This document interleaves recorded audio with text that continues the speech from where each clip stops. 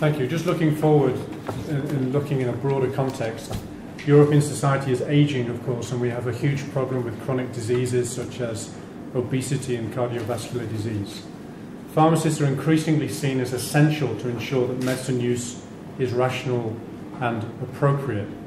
Some countries are expanding the range of services pharmacists can provide. As in the UK, for example, France, for example, Italy is another example, because policymakers are recognising that if you consider how many people actually go to pharmacies, we calculate that on average you visit a pharmacy 20 times a year, each European citizen.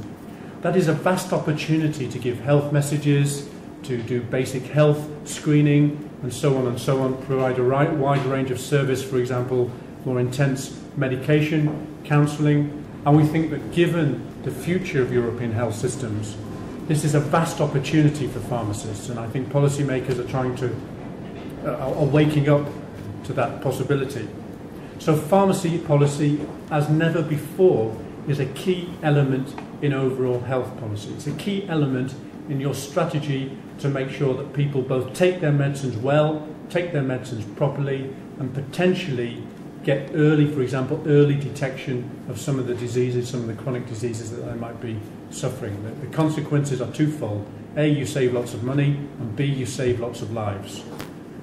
So if we're going to do that, if we're going to fulfill our ambitions for pharmacy, if we're going to make sure that pharmacists can really make the contribution which is becoming increasingly essential in the European Union, then of course we have to make sure they're not run simply as businesses, and we have to make sure that the highest professional standards prevail. Šis ir ļoti labs slaids. Iedziļināsimies viņā. Tātad argumenti un neliels ieskats nākotnē. Mēs redzam, ka vecā labā Eiropa noveco.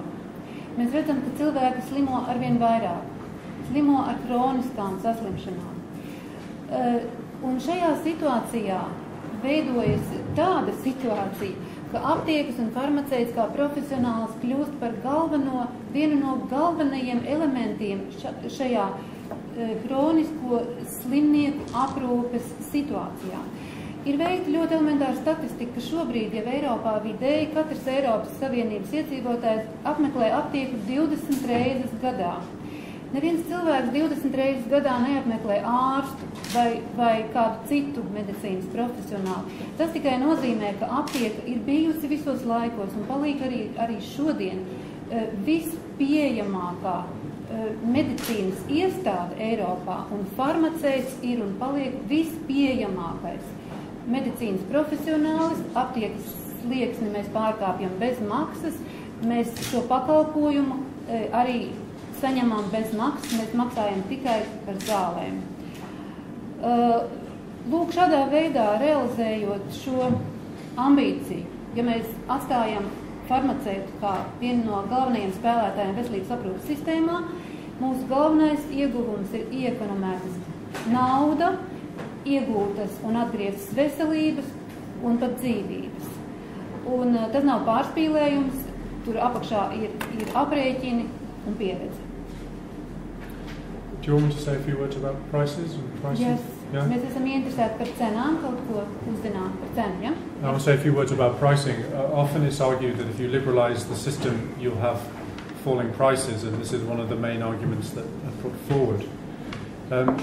If you take Europe as a whole, if you look in general terms, there is no correlation between lower prices and the particular pharmacy system that you have. I'll give you two examples. For example, in over-the-counter medicines, some countries, such as France, have a very regulated system and prices are relatively high. Some countries, like Italy, have an open system. You can get OTC medicines in supermarkets, and OTC medicines are relatively high. Some countries have a regulated system, like Finland, and OTC medicines are relatively low. It very much depends on the policy of the local pharmaceutical industry about how high prices are. There is no clear relationship with how you organise distribution. On the issue of prescription-only medicines, the same consideration applies. Prescription-only medicines in virtually every European country are strictly regulated by government policy. And the same principle applies. In Spain, the government takes a very strong line and forces down prices. Spain, of course, has a very regulated system. So you cannot simply say liberalisation means low prices. On the data we have, it doesn't work. Tātad par cenu. Loģika it kā būtu tāda, un tie ir arī liberalizācijas piekritēji argumenti, ka liberalizējot nozari tirgu, cenas krīt.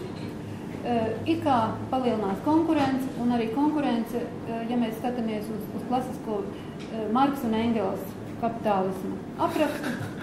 Okay, sorry, it's much. Es šeit mazliet komentēju, bet tas, es domāju, ir vajadzīgs. Cenai ir jākrīt, ja lielāka konkurence.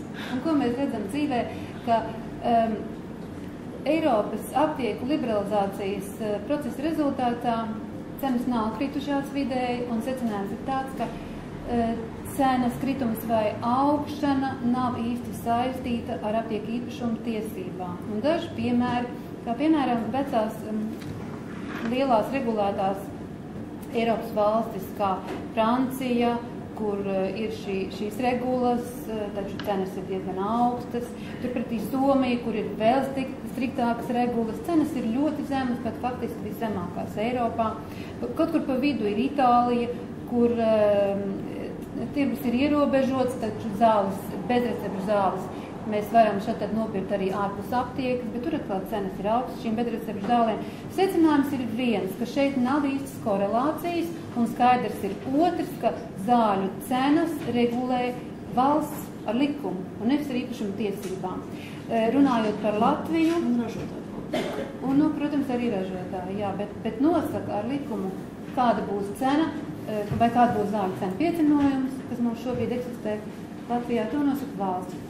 Ja mēs mazliet atkal komentējam šeit un atgriežamies pie Latvijas, tad mēs redzam, ka Latvijā šī pēdējie 10 gadi, ko mēs varētu nosaukt par liberalizācijas eksperimentu, rāda, ka cenas aug. Diezgan dramatiski. Ir dažādi aprēķini. Viens no aprēķiniem ir tāda, pat, ko es nesen esmu redzējis 10% gadā, kas ir pilnīgi neticami, bet nav pat svarīgi tas cipars, mēs skaidri redzam, ejot aptiekā, ar katru gadu zāles ir dārgākas. Tā ir liberalizācija.